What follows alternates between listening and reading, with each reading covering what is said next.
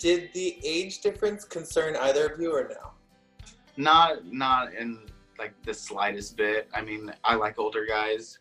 Maybe have daddy issues, who knows? But no, Joe was he was super down to earth, and he doesn't act like, you know, if he was 55 at the time. He didn't act like a 55-year-old. He had the energy of a 25-year-old, and you know, that was he was fun to be around, and that's really all that mattered to me. When you met Joe, this was just weeks after Travis's passing. Was he still a few months? Yeah. That was a few months. Yeah. Was he still grieving at that time, and did you help him sort of process that? Oh, 100%. And you know, he would talk about Travis a lot, and then he'd apologize to me, and I'm like, no, like, there's no need for you to apologize. You know, this is something that was very traumatic to you, and Travis was very special, so I want you to be able to talk to me about how you feel.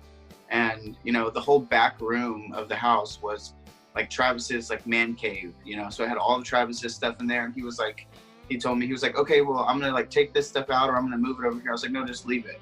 Like, leave it how it is. You know, I completely respect your relationship with Travis. I know he was like taken away from you without any choice, and you know, I'm not gonna expect you to change how you feel or try to act a certain different way just to make me happy, but because I want you to be happy. And you know, it was a big deal. So I was super supportive about his relationship with Travis.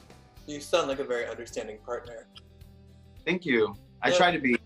I mean, it wasn't a perfect relationship all the time. Don't get me wrong. You know, we did banter sometimes, but it was mostly because his ex John was always coming into the house whenever he wanted. Yeah, which was not the case. Well, I'm curious about that because you know, you were there, and there was an ex John who was there. Was he respectful of you and your relationship with Joe? Yeah, he never really got in between of Joe and I, purposefully, I guess, but it kind of made me uncomfortable just knowing the situation that Joe had with John, and you know, how John really wasn't respectful of Joe, and kind of took advantage of him, and knew that Joe absolutely loved his daughter Kimber, and you know, they would use Kimber to threaten Joe. Kind of, they'd be like, okay, well, you don't do this, then you're not going to see Kimber. So it was very unfair to Joe, and you know, it wasn't good to see him, because he was absolutely heartbroken anytime they wouldn't let him see Kimber. And you know, that's really what pushed my buttons, was that John kind of felt entitled, and took advantage of the fact that Joe loved his daughter more than anything. Yeah, that must have been frustrating for you. Yeah. Oh, definitely.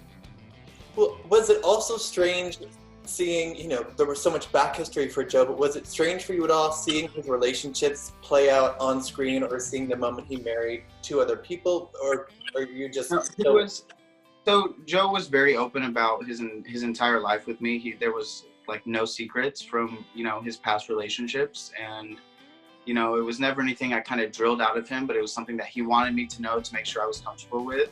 And you know, whenever I found out that he was in a 3-way marriage, I was like, that's kind of weird. And then I was like, would I do that?